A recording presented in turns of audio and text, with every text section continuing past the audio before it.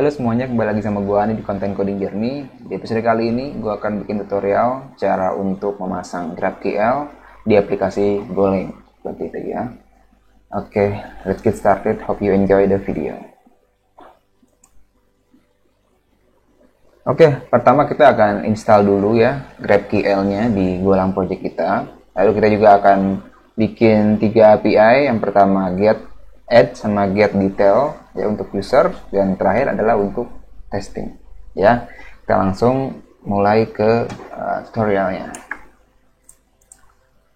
Oke, pertama kita siapkan dulu satu folder kosong ya, namanya bebas gitu ya. Lalu kita bikin folder namanya tools. Lalu di tools kita akan bikin file baru namanya tools.go yang berisi package tools ya. Di sini saya akan menggunakan satu ini ya, library namanya GQLGen ya. Jadi GQLGen ini gunanya untuk membantu kita untuk nge-generate file yang kita butuhkan untuk kebutuhan GraphQL seperti itu ya. Aku prefer suka sih, jadi kita cuma perlu create skemanya aja ya, skema approach, kita siapkan skemanya, nanti setelah itu dia akan generate modelnya, fungsinya sesuai dengan kebutuhan yang kita mau, jadi lebih clean aja gitu ya kelihatannya. Oke. Nah, kita pertama siapkan dulu, tadi ada file sendiri, lalu kita import ya, import, lalu kita kasih aliasnya dia strip aja gitu ya. Lalu jangan lupa kita inisiasi modulnya, go mode init ya. Oke. Setelah modulnya kebuat, kita go mode td dulu ya untuk nginstall dependensi yang belum ada. Contohnya ini masih warna merah jadi belum keinstall ya. Kita go mode td. Oke, sepertinya ini udah keinstall ya. Oke, udah keinstall ya. Oke, lalu kita inisiasi projectnya, inisiasi GraphQL-nya gitu ya, dengan perintah go run github 99 design GQLGen init ya untuk inisiasinya. Lalu kita enter. Nanti dia akan nge-generate file yang kita butuhkan untuk kebutuhan GraphQL ya. Seperti contohnya di sini ada gqlgen.yaml ya. Nanti ada file yang lain. Kita tunggu dulu generate-nya selesai. Oke, ini udah semuanya generate ya. Kita abaikan dulu merahnya di tools. Kita pertama ke GQLGen dulu ya, gqlgen.yaml. Jadi di sini isinya adalah settingan untuk ngesetting si GQLGen-nya gitu ya.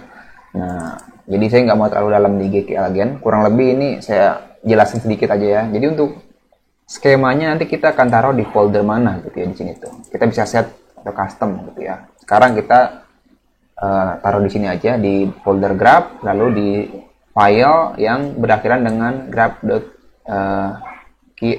ya. Nah, di sini ya. Jadi skema ini nanti yang akan menjadi penentu apakah modelnya apa, fungsinya apa nanti dari skema ini seperti itu. Lalu file generate hasilnya di mana? Di graph.generate.go. Ini dibiarkan saja. Ini hasil generatan dari GQLGen-nya ya, seperti itu. Lalu modelnya mau ditaruh di mana? Modelnya di sini disetting di dalam graph model.models.gen ya. Seperti ini masih bawaan dari GraphQL-nya. Lalu di sini juga kita bisa custom models dan lain-lainnya sendiri. Kurang lebih seperti itu. Oke, kita bawa settingan defaultnya. Kita tidak rubah-rubah dulu di sini. Kita ke server.go ya. Oke, di server.go juga ini udah langsung dibuatkan ya fungsi main.go-nya ya, fungsi mainnya ya. Dia akan berjalan di port 8080, di ada endpoint slash, dia akan ke playground-nya dari GraphQL, dan untuk slash query kita query-nya langsung bisa query ke sana seperti itu. Jadi kalau teman-teman mau custom sendiri main-nya atau serve HTTP serve-nya, teman-teman misalkan mau pakai GIN atau apa, bebas ya, teman-teman bisa customize sendiri mainnya, atau misalkan mau ganti file, it's okay gitu ya. Ini cuma memberikan contohnya aja gitu ya. Jadi kita akan stick menggunakan contohnya aja ya, biar lebih singkat videonya. Oke. Oke, selanjutnya kita akan bikin skema ya, skema untuk kita pakai ya. Kita akan delete dulu skema yang ini gitu ya. Oke, jadi saya akan menggunakan skema yang sudah saya siapkan di sini skemanya. Oke, di sini skemanya ada tipe user ya untuk struct-nya, ID, integer, name sampai font, string. Lalu ada tipe query dan mutation ya. Tipe query ini adalah digunakan untuk query get gitu ya. Nah, sementara untuk type mutation digunakan untuk penambahan, update ataupun delete seperti itu. Oke. Nah, untuk nge-generate si file model dan resolvernya, kita nggak update otomatis lewat sini buat ya teman-teman ya. Kita hanya perlu jalankan perintah go run ggl.design generate aja ya. Nanti GKL-gen akan langsung nge-generate hasil filenya kepada kita. Jadi type-nya sudah type safety gitu, sesuai yang kita mau. Contohnya, kalau kita ke model, modelnya akan membentuk seperti yang kita mau, ada type mutation, query, dan user ya. Dan untuk tipe datanya juga pasti sudah sesuai ya, sesuai yang kita define di depan, integer dan string seperti itu. Dan untuk skema resolvernya, ini adalah tempat di mana fungsi nanti itu akan masuknya ke sini seperti itu ya. Nah, tipenya udah sesuai, id string, lalu di sini juga yang lain-lain ada string ya, get detail. Bentar. Oh, di sini kita masih pakai ID, kita ubah aja ini pakai integer ya, biar detailnya ini pakai integer ya. Wait, will take a while.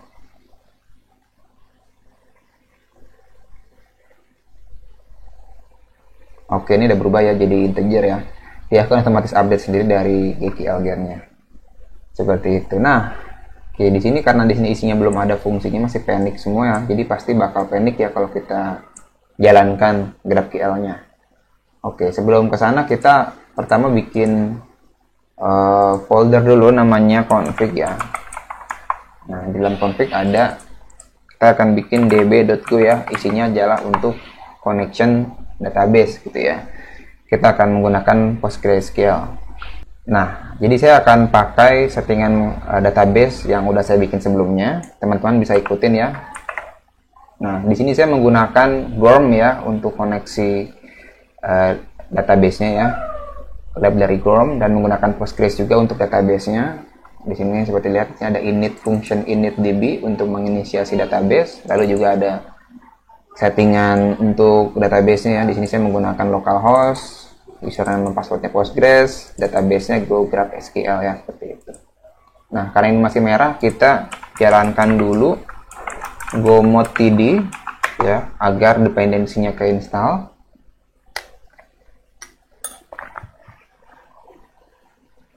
Oke, sepertinya udah selesai ya, dependensinya udah ke install, udah nggak merah lagi.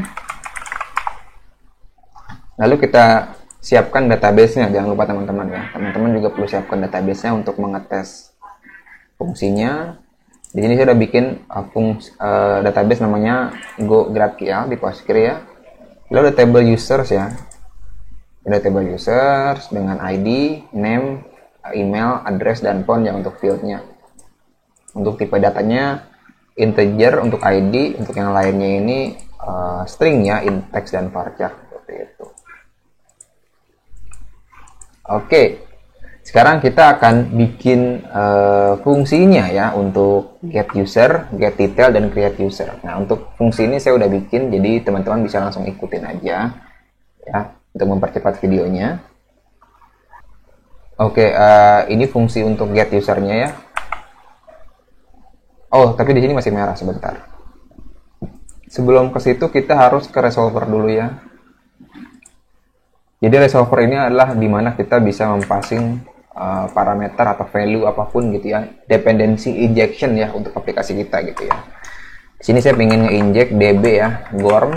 Jadi GORM-nya itu bisa dibawa ke dalam resolver.go seperti itu. Nah, di sini jadi db-nya udah ke bawah gitu ya di sini. Jadi db-nya bisa diinisiasi query di dalam fungsi yang udah disiapkan oleh si GQL gen tadi ya. Oke, nah kita akan panggil dulu di sini r config.initdb ya. Nah,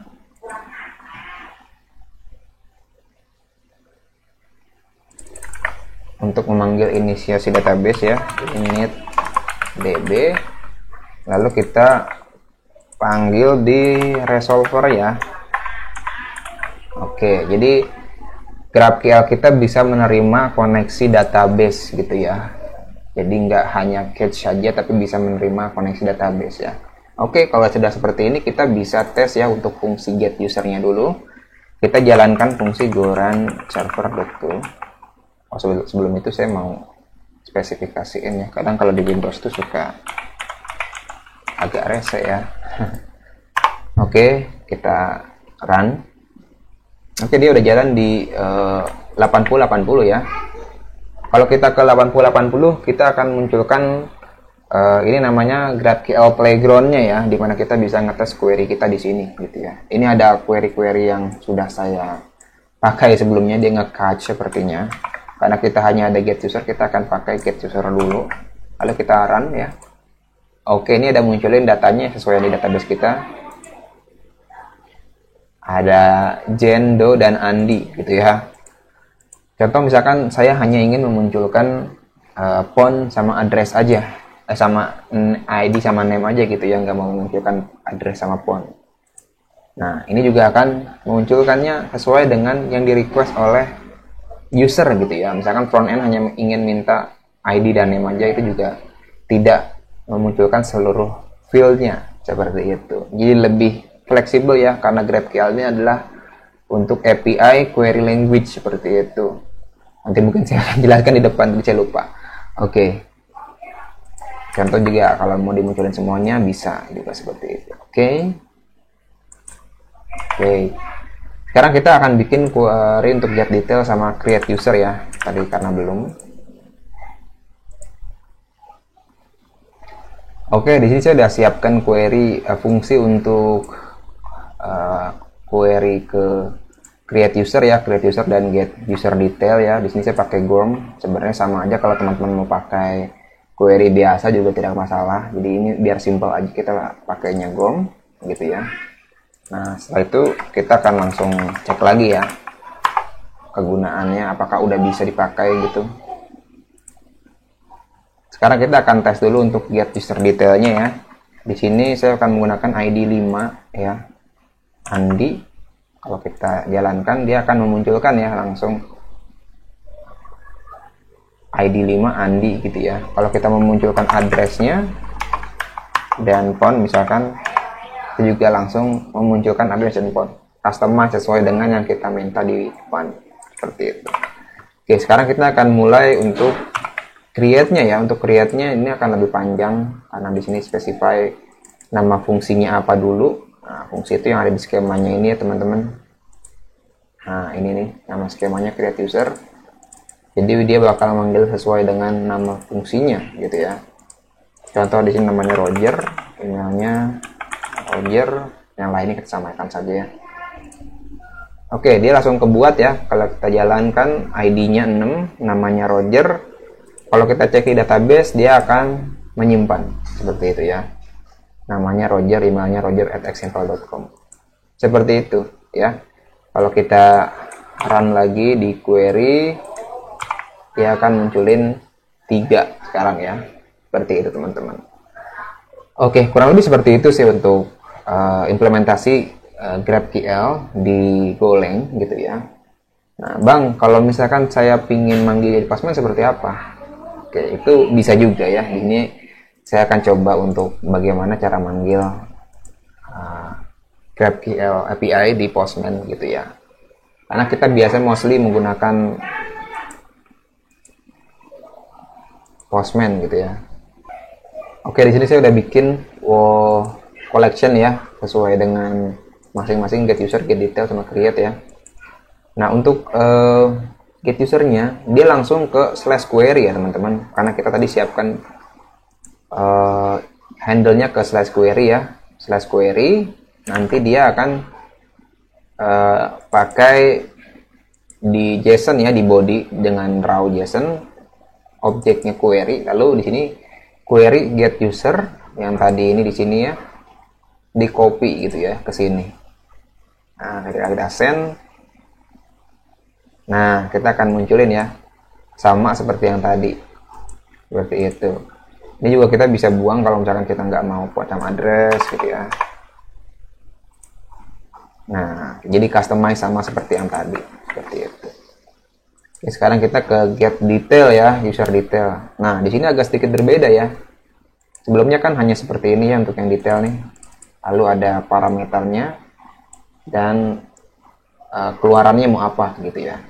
Nah, di sini juga mirip sebenarnya ya, sama, tapi di query-nya itu ada untuk tipe datanya dulu di sini, baru ID-nya dan apa yang mau dikeluarinnya, kalau lebih seperti itu. Contoh di sini misalkan dia in, lalu ini tipe datanya harus kita jar juga teman-teman, baru nanti dia ketika desain bisa seperti itu. Kalau misalkan di sini dipasangnya string, pasti bakal error nanti dia.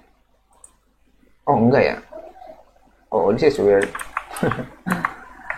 Saya pikir udah type safety. Oke, ternyata tidak masalah ya. Oke, ini udah munculin. Kalau ini 4, kalau ini 6. Oke ya, kurang lebih seperti itu sama. Lalu untuk create usernya juga ada sedikit perbedaannya. Jadi untuk tipe datanya perlu di-assign dulu di sini masing-masing. Baru di sini dibikin lagi fungsinya, di create ulang seperti ini. Tapi menggunakan dolar ya, dollar name, dollar email, dan lain-lain ya. Ini apa yang mau dikeluarkan setelah di send ya. Lalu di sini variablesnya baru di variable name yang tadi, variable email, variable address, dan variable phone seperti itu. Contoh di sini saya akan coba ubah namanya Nana misalkan ya. Nana, kita send. Oke, dia langsung buat ya dan kesimpan di database. Sama, kurang lebih sama seperti sebelumnya gitu ya. Oke, kurang lebih seperti itu aja untuk implementasi GraphQL di aplikasi Golang kita gitu ya, menggunakan GQL again sebagai untuk generatornya gitu ya, biar type safety. Mungkin sampai sini aja video kita kali ini. Bagi teman-teman yang suka sama videonya, jangan lupa like dan subscribe. Dan kalau ada pertanyaan, feel free untuk komen di bawah atau bisa DM gue juga di Instagram. Oke, sampai jumpa di episode selanjutnya. See you next time. Bye.